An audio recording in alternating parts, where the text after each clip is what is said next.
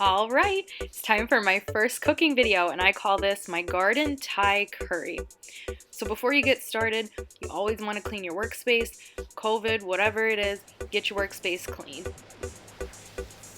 So this is how I make rice. I learned how to make it a while ago, and this way just works for me. You can do whatever works for you. I do not measure. I just boil the water and I pour the rice in until it's about an inch below the level of the water. And then I add some kind of fat, some sort of oil and salt, put the lid on there, and turn the temperature down. And now the real reason we're here, the vegetables. Here's my eggplant. The variety is a Shooting Stars eggplant. I got it from a seed subscription service. That's my kale. It is a dinosaur kale. I got the seeds from my niece Zoe, and this is the first time that I'll be using it this season, so I'm very excited. And then here's my Benning's green tint squash. I'm pretty sure they were supposed to get bigger than this, but I'm gonna throw them in this recipe and just see how they turn out. And even though I don't use pesticides, I'll give them a quick wash before I start slicing them up.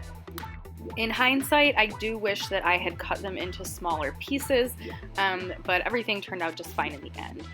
So here are the other two main ingredients. We've got coconut milk, any kind will do, that's just what I have, and then there is a Thai curry paste.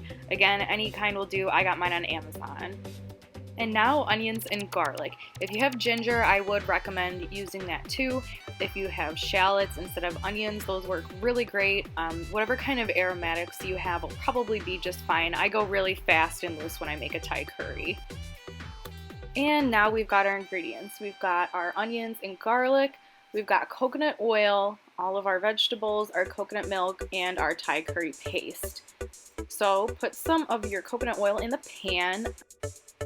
Ugh, oh my god, cats and dogs are fighting. Hang on a second, I'll be right back. Okay, melt that coconut oil and then put your curry paste in the pan. Now mine was spicy and it burnt my nose, so turn on your vent fan if you've got one. And then you're just gonna cook that Thai curry paste and the coconut oil together to bring out the flavors. Here I've added the onions and garlic, and we're gonna continue to saute everything together. Again, we're kind of getting the flavors to come out and getting it all started.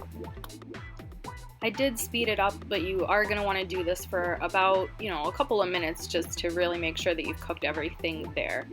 Next, I'm adding my eggplant and squash, and now we're going to go ahead and saute everything again for, a good couple of minutes to get all of the flavors.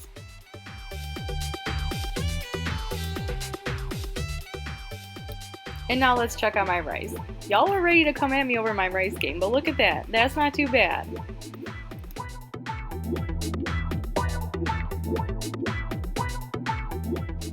Back to our vegetables. The eggplant are starting to pick up the color of the curry paste, so that's how I know that we're getting close to adding the actual coconut milk, which is going to be our next step.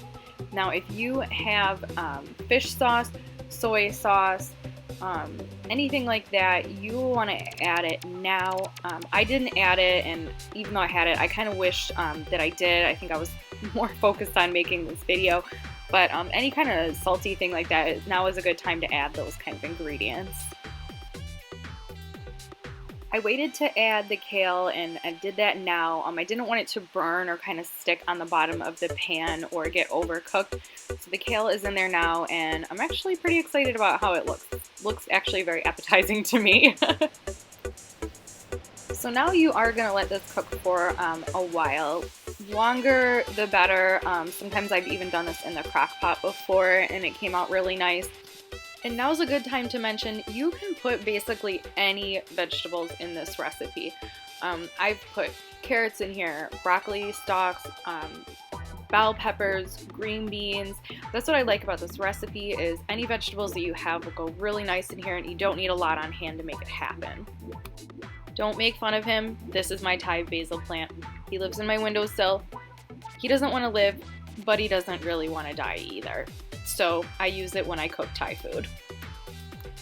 Now it's time to eat. The dogs ate dinner, the cats ate dinner, and now it's time for me to eat dinner. I hope you enjoyed this video. I hope it was kind of inspirational as far as what you can do with your garden vegetables. I did make a mess because I had to do the whole thing with one hand and film with the other hand. So let me know if you have a better idea on that. And let me know if you have a good Thai curry recipe or how you like to use your garden vegetables. I'd love to hear about it. Thanks for watching.